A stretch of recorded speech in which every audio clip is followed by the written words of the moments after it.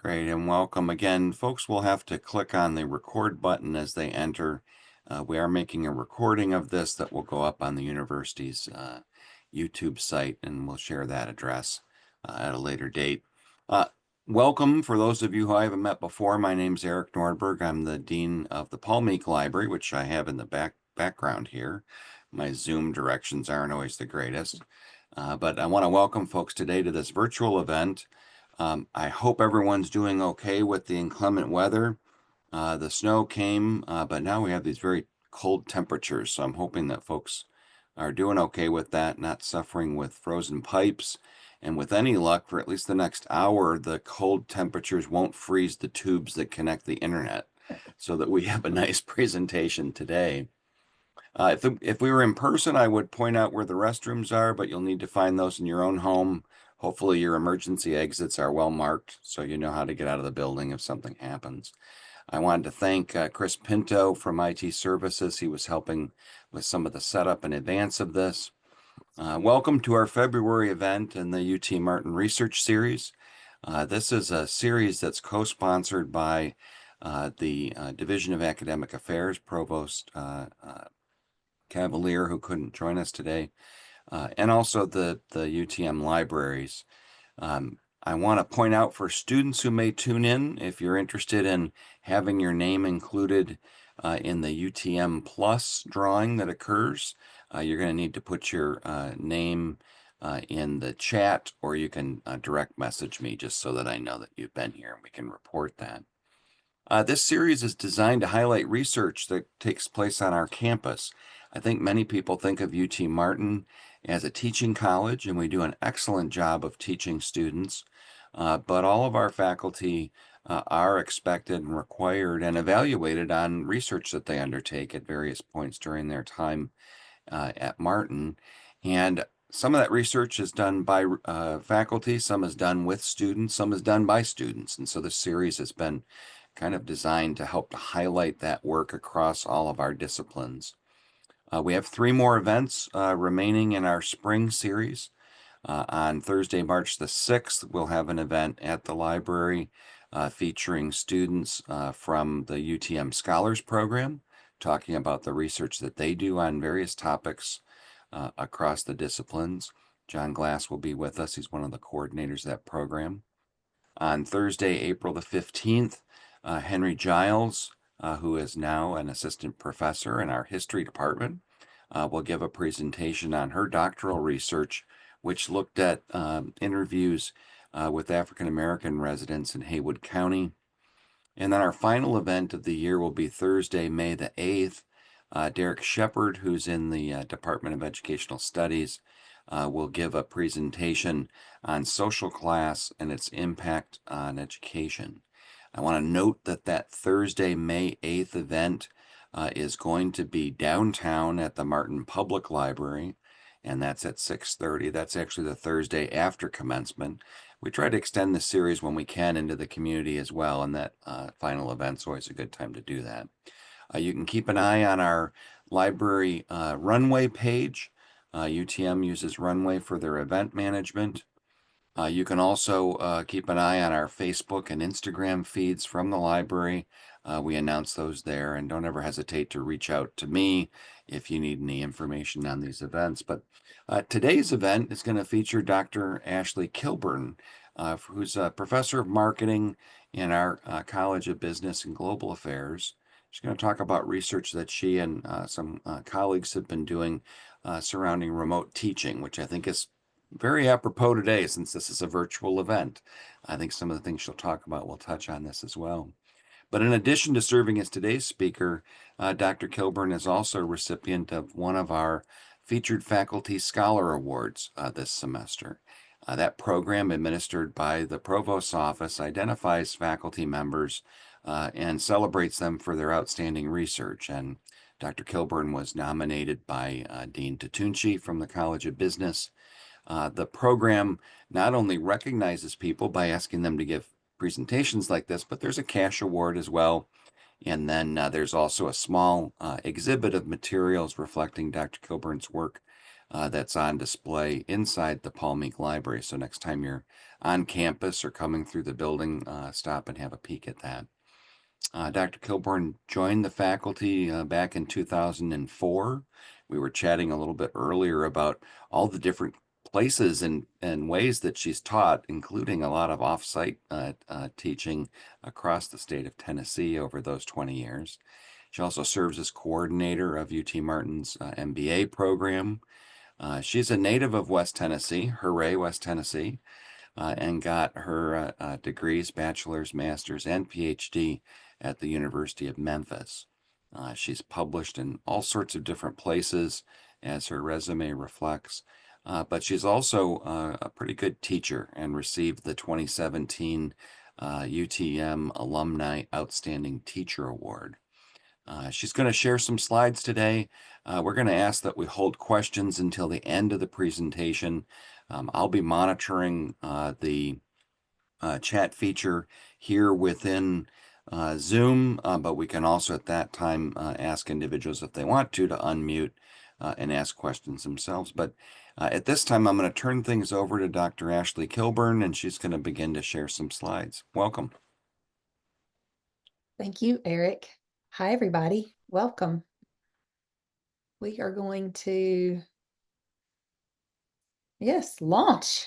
We're going to launch this presentation. So, hi, I'm Ashley, and I am beginning my 20th year here at UTM, and I'm very honored to present research today. It's a combination, I think, of pride because I know that there is a husband of one of my main co-authors and another co-author, which both of them are in my presentation today, who have logged on and joined us today. So hello. And it's a team effort, and we have been researching this assessment of quality in online higher ed now for over a decade. And we started with a collection of primary data. And so today, what I wanted to try to do was just sort of give a chronology of all of the findings that we have had. We'll dive a little bit into the constructs themselves, and then talk about the journal pubs and the conference proceedings, but also maybe to kind of drill down on how this research meets our students and how important it is, I think, in today's competitive environment, and how relevant this research is. So if I may begin, obviously I'm a professor of marketing, but I research with folks who are not marketers.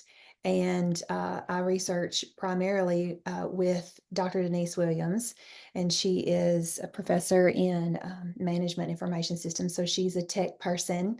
And then Brandon Kilburn, the other Kilburn, who is a strategic management person. And he has taught with online simulations for a couple decades now also. So he's always that online environment sort of piece, also strategic analysis, a contributor to most of our research.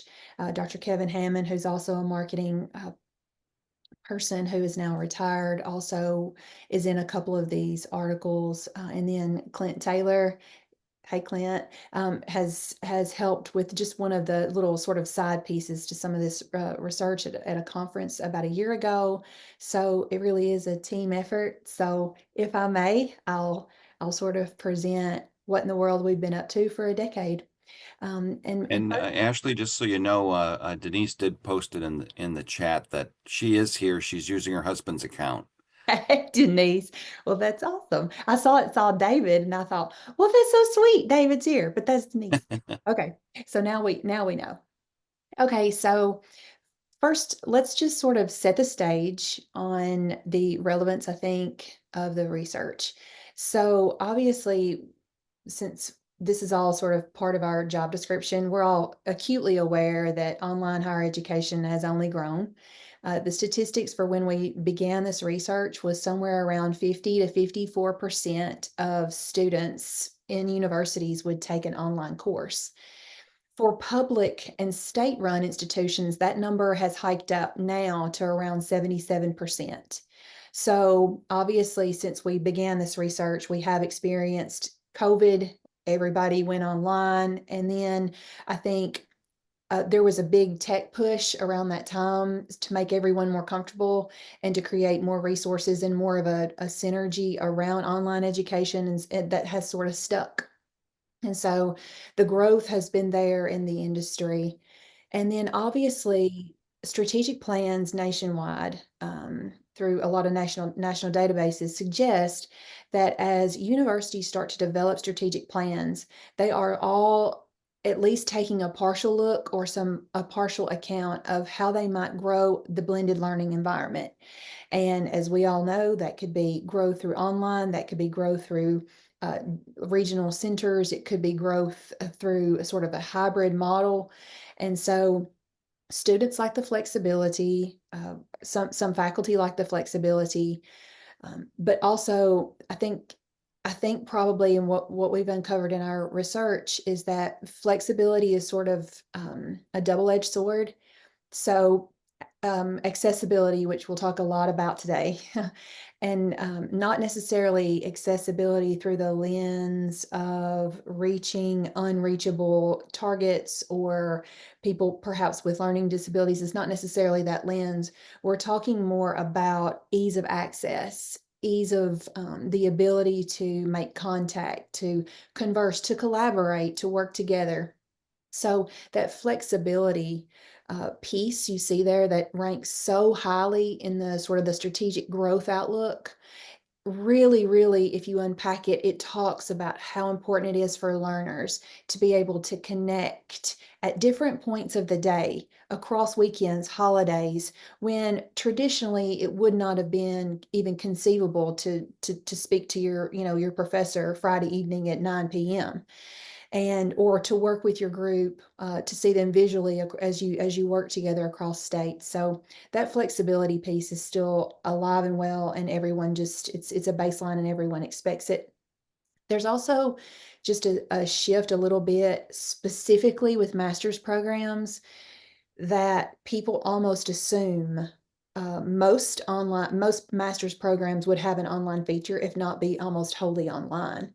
And so when they are searching for those programs, and the main way they do that, research tells us, is through just search engine. So our SEO here is at an all-time high in its value, and putting in the work and investing in SEO sort of, or the optimization of your search engine output and all that design is very, very important for institutions. People make decisions pretty quickly. I looked up the national average of the time it takes for a student to decide on a master's program, and it was hilarious. So that the returns you get are all over the place, right? So 30 minutes to 6 months. So figure that out. But it's relatively quick for the amount, I think, and the gravity of the investment. Even 6 months is pretty fast. And so 30 minutes or 3 or 4 hours speaks to um, already assuming that your options are going to be online, searching online for those options. And that's where name recognition, availability, resources, and quality really, really start to into play for those people searching for that information. So there's this sort of nationwide, everybody talks about all the time, but the sort of the nationwide, the demographic cliff. And luckily there are some states that are statistically a little bit immune to this cliff. Tennessee, Florida, we're in sort of the states that should not necessarily be affected by this. So that's good news for our plan for growth at UT Martin. But it is interesting, though, that now more than ever, people are considering themselves lifetime learners. And so the window for capturing students and the window for focusing on quality for our online interfaces isn't just sort of a 4-year window. It's what they estimate now is like a 60-year window. It's like a 60-year curriculum. People who are just learners in whatever capacity that may be.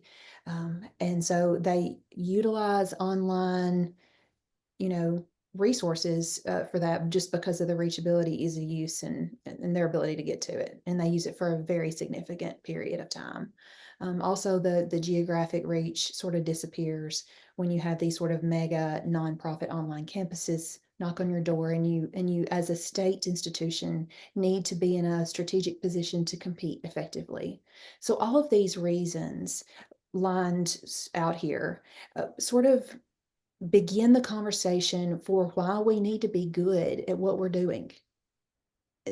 And the reason that we have strategic movement projections of growth or investments of resources so that we may realize those projections of growth can be found in sort of this rationale and where we see the market going as far as the learner and the technology.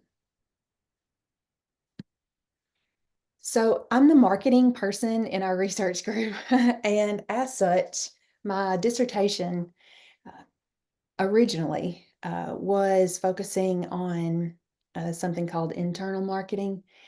And there's a lot of crossover between services marketing and internal marketing. But in general, my dissertation focused on how companies market themselves to themselves. My minor is in management. I'm married to a management guy. And so it was that crossover of how companies utilize traditional marketing materials, messaging, and media to help gain, I think, probably momentum for programs, support for programs, growth initiatives, and things like that within the company. So my love of services started back in graduate school. And so that's kind of what I bring to the table constantly, because I'm constantly saying, but services are unique, right? And so we all know we live in a services economy. I pulled some stats recently, and the services sector of the United States is enormous. It's actually considered a tertiary sector with manufacturing and sort of raw material extraction being primary and secondary sectors. But by far, services as the tertiary sector for the US industry is the by far the largest, most powerful. 77 plus percent of our GDP in the United States links to services and provision of services. Also, what's important to note is that we experience the uniqueness of services kind of every day. So as we have a haircut, in June, we might go back to that same provider for that service. And we may experience this first point here where we're looking at a different sort of haircut, or that doesn't look like it looked last time sort of situation. So, because they are delivered by humans and they are produced and consumed at the same time, i.e., the fourth bullet there, we have sometimes noticeable difference in provision. And so that's certainly a concern and a consideration for service providers. Also, the pesky thing about services, and if you can imagine investing $30,000, $20,000, whatever you're going to invest in an online educational program, if you can imagine clunking down that money without being able to pick something up or to even visit a campus and assess the tangible components of this intangible thing, it seems like it would make us all nervous, right? So we are looking for those components of services that we can look to. What can we link physically to inspect in order to be able to sort of guesstimate what our consumption experience would be? So this happens all across all services. And then lastly, services don't stay. And this is true for online higher education and traditional higher education. You can go to class, you can have a great experience, but you don't get to put that in a box, take it home and put it in your closet, and then pull it out 10 years later when at your work it comes up. So a service is a service. These are the unique qualities that research tells us we have to consider and be mindful of as we are attempting to make our services the highest quality that we can. Obviously, assuming that the higher the quality of the service, the more satisfied folks will be, The more positive word of mouth, increase repeat purchase, increase loyalty, right? Makes sense. Okay. So, to get a little bit more elaborate on the online education piece, as we start to kind of drill down and say, okay, we have these unique qualities of services. We understand they are a different animal than a physical good that we long considered in marketing until the 60s when researchers realized, oh no, we have all these other things that we do that we're not controlling the quality for. So, as we consider the fact that services are unique, on top of that, we start to ask ourselves, okay, even within services, are there unique qualities of online services? And if we are looking at it through the lens of education, specifically higher education, what areas do we need to most be concerned about controlling, monitoring, and leveraging to the highest extent possible so that we reach our most optimal outcomes? So, we outline for you at the top of this slide 4 areas of sort of this online puzzle. Okay, so obviously, one of our main areas of concern is that the students are able to reach their goals. They are able to feel they are capable of doing so in an online environment as opposed to a more traditional environment.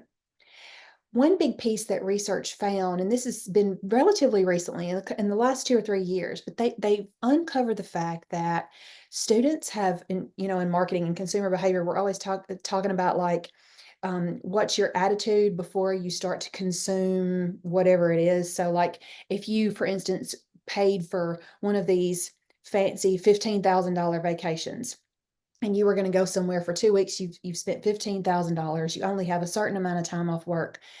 Your attitude before you go is as important to your perception of your satisfaction with that vacation experience as what actually happens, because attitudes determine our behaviors, right? So, marketing researchers from the 60s, Fishbein and Ajin, they say that if you have certain attitudes, they lead to sort of the beliefs, and then these beliefs lead to their behaviors. So, if a student has an open mind, and a willingness to learn in the online environment where they feel they can attain success, then they're more likely to be successful.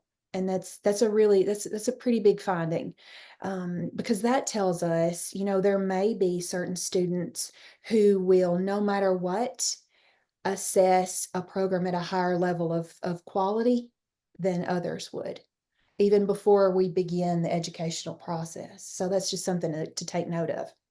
So the other two sort of elements in what we need to make sure we are considering when we are assessing our online education efforts is instructional effectiveness and program effectiveness. And this is where it gets like spaghetti, because it's a little bit difficult to tease these two things apart from each other.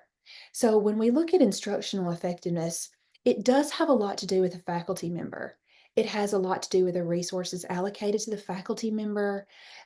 Do they have access to good simulations? Do they have access to good online content, supportive material, good instructional TikToks, good instructional videos? And then we look at the program effectiveness, and we're looking at, it says web design, but what it really means is that LMS, and how important the LMS is, it can't be overstated, right? So we rely on Canvas. We've shifted a couple times since I've been around. So what we're looking at is the overall appeal of the course and its presentation so that students find it easy to navigate. They're not stressed out about where to find things. There's the consistency. It feels a little bit like a house you've been in before. So when you combine those two things, you have sort of the faculty and the instructional effectiveness and how students are gelling, I think, with each other and getting work done to form those synergies, as they are backed up by and supported within that infrastructure. That's also important. The quality of there is also important. That's what sort of leads us to thinking, you know what, measuring quality is very important. And we can keep an eye on this quality and the main determinants of this quality as we consider a change, or as we consider a new tool or a new technology, or changing over to something. So that's what makes it important. Your quality assessment of your electronic service quality feeds into both instructional and program effectiveness, two of your very, very basic bottom lines to success.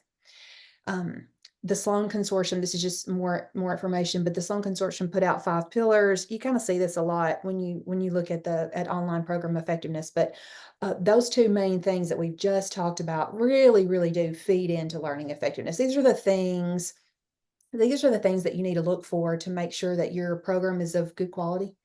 And these 5 sort of main areas, so that you have a student set up for success, I think, and faculty set up for success. But at a very basic level, that education will happen, and that people will leave with a positive mindset of how it actually transpired. So as we take a look sort of at those pillars of quality, again, we're asking ourselves, but how can we adequately measure that? Quality is tricky. Quality is difficult to capture. And this is where you call a marketer, because this is all we think about. Okay. Oh, sorry, wrong direction. Okay. So in marketing, there are some very, very sort of staple authors when it comes to services, and they created a measure as a set of 22 items to capture perceptions of quality for electronic service provision. And so it's Scythamel, Parasurman, and Malhotra, and they came out with the ES-Qual scale, and it's been 20 years, and they came out with this scale. And the main focus of this, unique from, they had already, by the way, Zythamel, Parasur, and Berryman and Berry came out in 88, again in the 90s, with measuring traditional services. So ServQual is the measure where you go in and you take the difference in what customers perceived for a service quality before they had it, and then you assess what they feel like they actually got. So you compare their expectations with their overall realized service, and then you're able to sort of assess, we call that the gap, and you're able to adequately assess the gap, and the gap can give you indicators of quality for a traditional service. Think traditional banking, financial advisor, life insurance, hairdresser, oil change. So these authors have long since been standards in services research, obviously. So in 2005, they said, well, there are electronic situations now, as we approach the digital age, where assessing quality that is solely reliant on electronic or digital exchange is also very important. And so that's how they came up with this scale. Now, food for thought. The online higher education industry is expected to generate somewhere around 94 billion in 2025. So that is an increase, and is estimated to only continue to grow. So I think the justification for the industry and the focus on quality of maintaining in that industry is, sort of speaks for itself. Interestingly, somewhere over 50%, I think it's 54% of online, well, excuse me, public institutions that offer online programs, they charge a different rate for the online instruction than they do for the traditional instruction. So by and large, institutions are charging a bit of a premium because of the ease of use, the accessibility, the reachability, and that sort of, I think, very user-friendly environment that is convenient for students to pick up and put down at will. And so those are sort of important indicators too of, you really need to make sure that quality is being assessed strategically and consistently. If we are charging a premium, if the industry is expected to continue to grow as it is. So those are again sort of the foundational sort of pieces we were looking at a few years ago when we started this research. So you'll notice on your slide we have 4 main areas of concern when we're looking at electronic service quality and assessing it. So how are we doing with efficiency, um, In other words, how easy is it for students to access and use their course materials, the LMS, the portal, all these different dimensions. Next is fulfillment, and that's just the consideration of how are we doing as an online educational provider by delivering promises and making services and educational product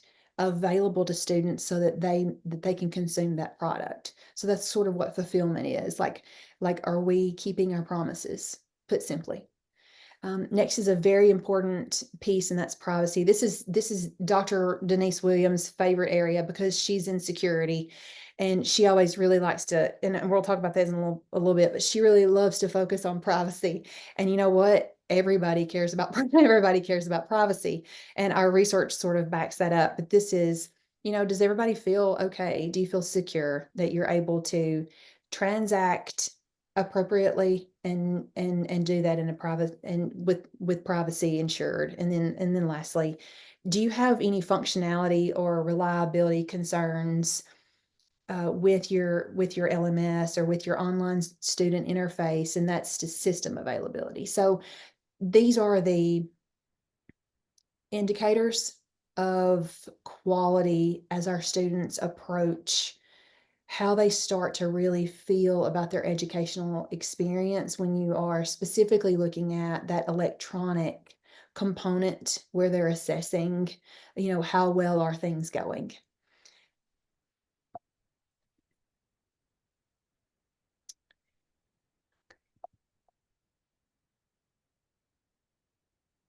And yeah, I'd go backwards. Sorry about that.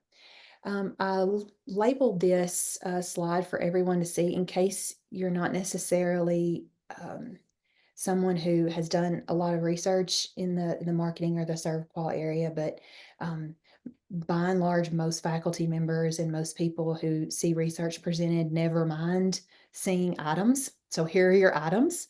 You can sort of read through these quickly and just see, these are the types of questions, tapping these, constructs or these indicators of the ES-qual construct. And so that's sort of what we're looking at. Now, when we collected data that underlies every bit of our research presented today, we just adapted these scales for the online higher education environment. You can clearly see. So we would take efficiency item number one. So that on our scale read the site, and we probably adapted that to say the what the educational interface, or we might have even said Canvas, our Canvas course makes it easy to find what the student needs. So that would have been just an example of how we have adapted this ES-qual scale when we were applying it to higher education, which, by the way, had not been done in research when we started undertaking this project. I believe it had been adapted to banking and insurance. So it was at the time new territory. So we decided to collect primary data. And again, this was 2015, probably even between 2014, 2015, maybe even 2016.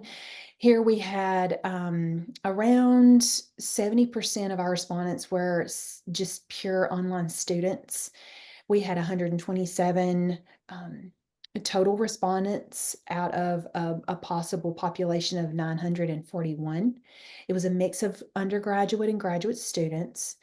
Statistically speaking, none of the research that we've performed have found any significant differences between the undergraduate and the graduate results on any of the dimensions we've examined: satisfaction, value, loyalty, the ES-qual. None of that has varied. Everybody is, at the end of the day, we've kind of uncovered everybody is a student, and everybody has similar takeaways.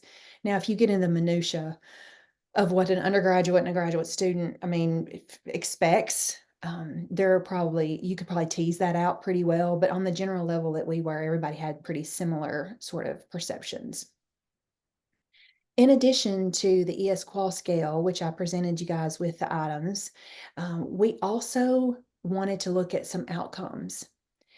In marketing, everybody always links. Well, there's a pressure. There's a pressure. You definitely want to link what you're researching with a good identifiable outcome. And in business, that usually means money or profitability. So the research is well established. And I could go on and on about how quality links to perceptions of value, and how perceptions of value, in theory, will always link to another type of like repeat purchase behavior or some exhibition of loyalty. Okay, so you would go back, you would revisit, you would tell a friend, you have positive word of mouth, you would recommend to someone, so on and so forth. So research has taught us anytime you look at quality, a lot of your good outcome measures are going to be perceived value and eventually maybe satisfaction, and then maybe loyalty. Within the realm of higher education, loyalty can be something that can be really, really important. Legacy students, parents who want to see their child receive the same quality of education that they did at that institution. That can be a pretty powerful recruitment tool. And so loyalty, not only within their experience, i.e., resistance to transfer, it can also be extrapolated across time and then result in their ability to sort of feed students through the future. Um, so when we were collecting data, we looked at perceived value. How students, how are you feeling about what you're getting for what you're giving up? Okay, so it's just a basic set of questions. That scale is reliable and heavily used. We also looked at satisfaction, and then we drilled down into how satisfied students were with certain very frequented touch points on any campus. So not specific to any one campus. We looked at very popular sort of touch points. So you go to IT, you have the library, you have business affairs registrar, and then you have admission. Everybody deals with these offices at one point in time or another. So we looked at a general aggregate, satisfied 1 to 5, and then we had that measure also, and then we also measured, it was a perceptions of loyalty, and this was a simple retention question. Will you retain? And essentially complete your degree, or what have you. Okay, so that's sort of what we did when we collected data. In the years that followed, there have been a few, these are just little screenshots of our work that resulted from that primary data collection and the um, analysis performed. There's always a little bit of lag in research, right? When we're trying to get PRJs published. And so our 2017 hit, actually, the work for that predates our 2016 hit. So you see there on screen the 2017. There we were doing a nomological validity assessment. We were looking at, can the ESQL scale be applied to higher education? Simple. We wanted to know, we know banking and we know, I think at the time we knew insurance, but can this be applied to higher education as a reliable and valid measure for how our students are feeling about the quality of electronic service provision? And I know it's too small, I can summarize, but in general, we found that there was external validity, and it was quite robust actually, and that over the four factors proposed by the let's see Zatham, Parasu, and Malhotra in 2005, and they had the four dimensions: privacy, fulfillment, system availability, and efficiency. All four of those were significant loaders. We performed confirmatory factor analysis. Everything loaded great, and we were able then to make the statistical and the analytical case for external validity, and more importantly, the nomological validity of those four indicators being good, sufficient indicators to explain up to 81%. I think it's, yeah, 81% of the variance in electronic service quality is captured in these four dimensions. So you're capturing the bulk of the beast, right? So that actually gets published in 2017, but actually the work came first because that was so important to have that. So then we looked at how later actually later, but not chronologically later, we looked at how those 4 indicators as a measure of the construct of ES-Qual impacted students' loyalty. And marketing research will long tell you that anything you can piddle with, quality or product design or what had availability, whatever it is, always typically is going to be mediated between itself and loyalty. So we have to have something like to excite or to satisfy, or something where the customer kind of does their own mental equation and says, I'm going to stay in this purchase environment because, and that middle box, that perceived value is there because. So the higher our quality in theory, the more likely are they are to stay loyal, because this particular student we found in our study is the student who would assign a great value or a higher takeaway than their sacrifice for the investment they'd made in their online education decision. So that's kind of a cool finding. Very expected classical marketing outcome there. And then later on, we drilled down and we looked at how important those little touch points across campus that we studied. We linked the quality assessment and how satisfied students were. We were examining whether or not that linkage could hold, and whether or not, specifically in this study, the subdimension of privacy. This was Denise spearheaded this beautifully. So the subdimension of privacy, and how students, because it was so important at the time, how students assign the weight of understanding that they have unquestionable privacy with these different offices and touch points. And so we were able to statistically link, interestingly enough, every one of these touch points where you were dealing with probably sensitive information. Once you were enrolled as a student, that was a big factor. And those were all statistically significant in their linkages. And we were able to look a little bit there at their correlation, but a little bit into the causality of that. And so what we found was, for some reason, admissions didn't significantly load, but the theory and a little research will tell you, students students feel that they have to surrender certain information to enroll in programs, but once they are in that program, then that's where they really start to pay attention, I think, and track how they feel, and track whether or not they need to, change their password because something's been compromised or whatever. So once you are a customer in the door, they really start to focus on how they feel protected as far as their privacy goes. So that is a really big indicator for their overall assessment of quality, and also for their overall satisfaction with certain touch points they have. Most recently, on into it was fall of 2023. Sorry, the typo. It was supposed to be the first spring issue of 24, and ended up coming out the last issue fall of 23. So pick which one you like. But we also have sort of extrapolated our research as we look at, and this is where Brandon's sort of contribution has come in our team, of simulation validity across the delivery formats. Because a, a lot of times when you're like me, and I know others who are here, because I know people in the room, but when you teach an online class and a live class, aren't you asking yourself, are they all okay? And are they all getting, in the end, are they all going to be able to accomplish those SLOs?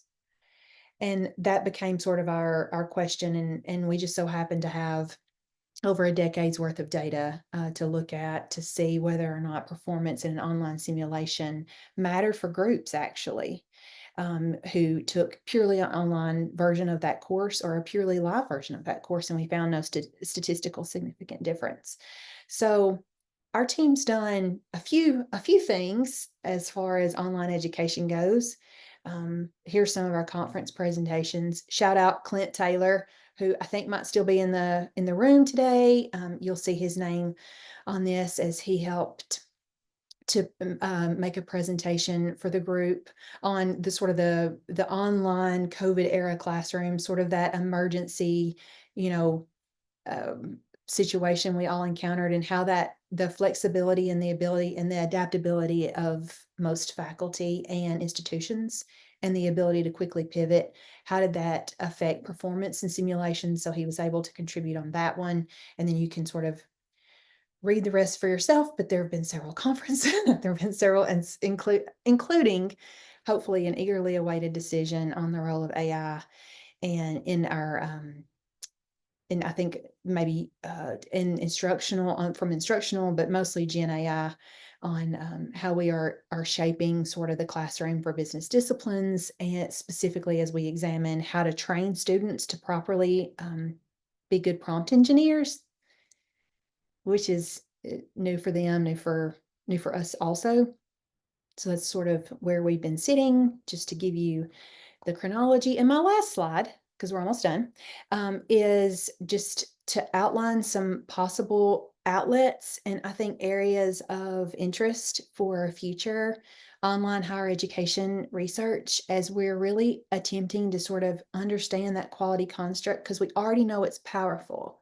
We know it's leading to SAT numbers. We know it's leading to overall assessments on loyalty, and especially that perceived value equation. So we know it's a thing, but this slide was meant to present some of the sort of like the future looking trends in online higher education, and then it would be our responsibility to kind of go back and assess how having a high quality provision can help shape some of these more, I think, newer technologically forward experiences. And holistically, through my research, I've just found that students want to connect. That's that's what it's like bullet number 4 there. But man, they want to connect, and it's not necessarily faculty to student only. They want to connect with each other. They want to facilitate and are very, very accustomed to facilitating a completely online sense of community.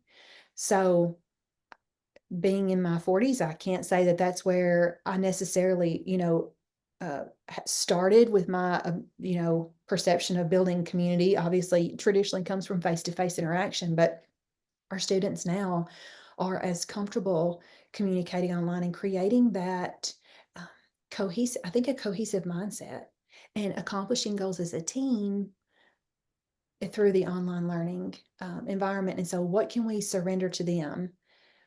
And how can we increase our quality perception as we increase collaboration? Um, how can we introduce gaming? How can there be more individualized learning so that students are also able to, like, in real time, customize their education in, like, per class? So if they'd like to go faster, if they'd like to slow things down, if they'd like to work in a team, or if they'd like to work by themselves. So creating a more customizable user experience. So that's going to go back into that efficiency metric when we are assessing our quality. So all of these forward looking elements are going to end up looping back into that quality assessment. So anyway, those are just some ideas of kind of where we're headed. I think the SEO and the program web search, when looking at enrollment efficiencies, is probably already well underway, as students use search engines to specifically find master's programs. And so that's interesting. So if we are totally reliant, as just a suggestion, if we're totally reliant on a search engine output to apply to 3 master's programs, and we apply to all 3, um, how does that end up contributing? I think maybe to our decision making process as a student, and how does that end up contributing to that perception of value and that assessment of quality that we ultimately end up having? Because it's a lot safer to go on that $15,000 vacation if your neighbor and best friend says you got to go. It's amazing. Look at these photos. Look how it changed my life. I'm a new person. That's easy. That's word of mouth. I can see it. I can see artifacts from it. I can see real output. But if I just Google and I let her rip, it becomes a question. It really is kind of a cool area. And by and large, that's how a lot of people make that investment decision. So there you have it. 10 years of Collaboration and research and online higher education, specifically on quality. I think that's it, Great. Eric. Thank you, Dr. Kilburn. Why don't I ask you to stop sharing your slides? And there were a couple of questions that came in through the chat. First of all, I want to say that my father right now is on one of those $15,000 vacations. He's on a cruise ship going around South America, and he keeps sending me photos, and he's having a great time. And so he's definitely providing that marketing tool that you wanted. One of the questions that came in was asking you maybe to define what you mean by simulations and what you mean by the quality of simulations that are used. Sure, that's a good question. I apologize. I didn't slow my roll long enough to answer. That's a good question. So, simulation is just a completely online interface where the students compete with each other and most often with the actual computer to make key performance indicator sort of decisions um, across a variety of topics in business. And they are then provided with feedback on those decisions. And they sort of compete round after round. Beg pardon, but the easiest way to say it is it's like a contest. It's kind of like a contest. So groups or individuals will work together. They put every graduate of our College of Business completes the CAPSIM simulation, and they enter decisions for finance, for Salesforce decisions, marketing decisions, production decisions. They can take out emergency loans. They can hire more people. They can invest in automation. This is not my area of specialization. This is Brandon's, but it's a way to provide experiential learning for students, and that's facilitated by that online interface. And they can work together, but it's all computer based and computer run, and it runs in real time. So they'll look at the launch of a business or 4 products, and they'll see how that looks, and they usually run it for like maybe 6 or 8 rounds or so, and they'll look at their profitability each time. Some teams end up doing really well, and they conquer the markets, right? And then other teams don't. They had an emergency or something happened and they had to take out a loan for $15 million. So it's an experiential learning piece, computer facilitated, where the students are making real-time decisions. Simulations are really popular in the College of Business because, you know, like in nursing, I would imagine that you could take students and, I've seen the labs in nursing, and they can practice drawing blood and they can do all these things on the mannequins or whatever you call those there, or you can stop the bleed or whatever. But in business, it's not like we can say, um, outside the TVA investment challenge, here's a couple million, go for it. So it's just a simulated environment where they get to make some business decisions.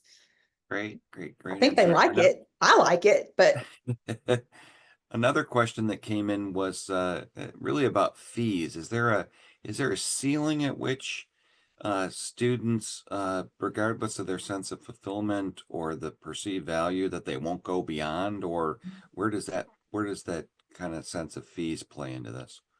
that's a really good question. Marketing research would answer that question with a resounding yes. So they're in the value any value assessment.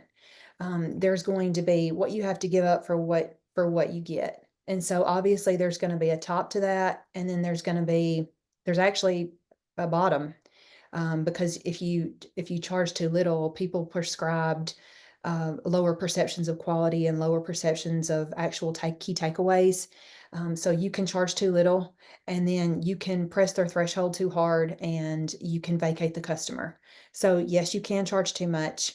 So what's most important there, from a marketing side purely, would be that you did a competitive assessment and you looked at the value proposition through the eyes of a potential customer and how they can match their experience with a competitor.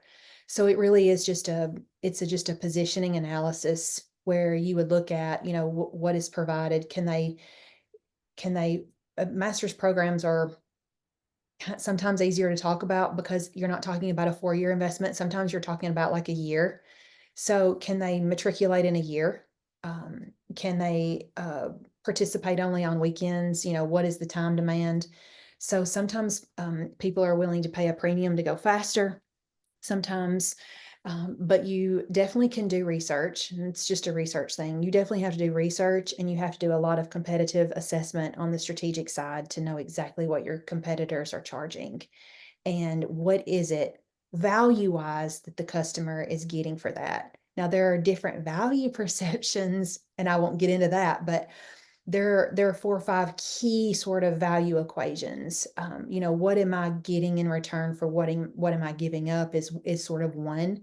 One is financial, one might be risk avoidance. So it gets a little like spaghetti when you get in there, but in general, you just have to look at competitive assessment, and you have to kind of understand from your potential consumer side what their consideration set is.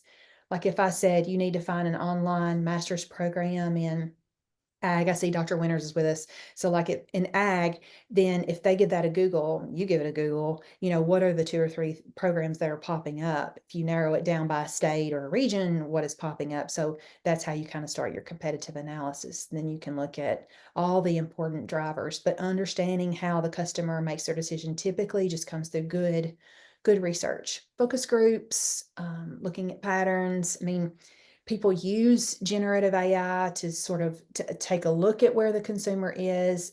But that definitely needs, at this stage, would need to be matched with actual research, boots on the ground, talking to people. Great. Well, we're coming up towards the end here of our time. I wanted to ask one last question myself, which is that this is all fascinating research, the research that your team's been doing.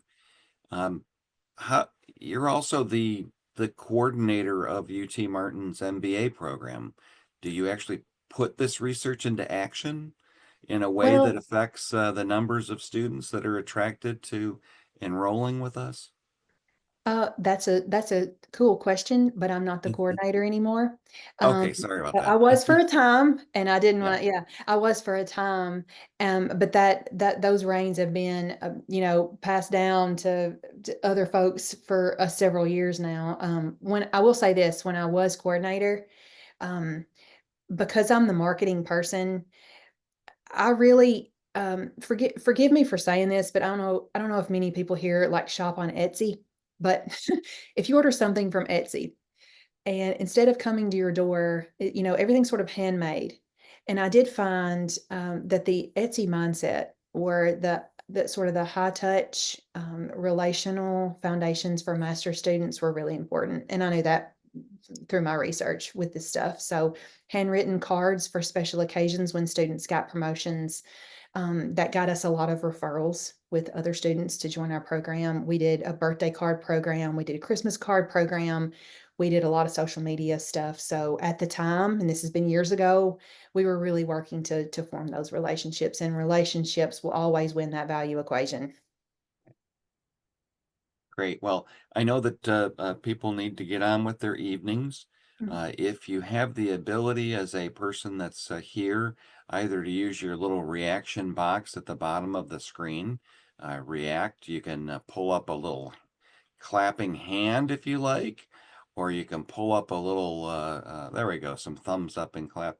This is our way in a virtual environment to thank you for your time tonight, Dr. Kilburn. And as I said, this recording will be added to our YouTube site in the near future.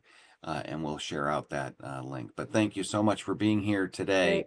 particularly on an inclement weather day when nobody's on campus. So I hope everybody has a good evening.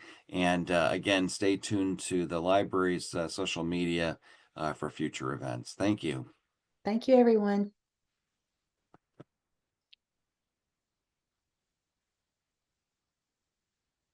Great. I'm going to go ahead and end this. Thank you so much, Dr. Kilburn. Thank you. It's nice to meet you. Thank you for this All right. opportunity. Oh, Okay. no, it's great. Thank you. Bye Okay. bye. Thank you. Bye bye.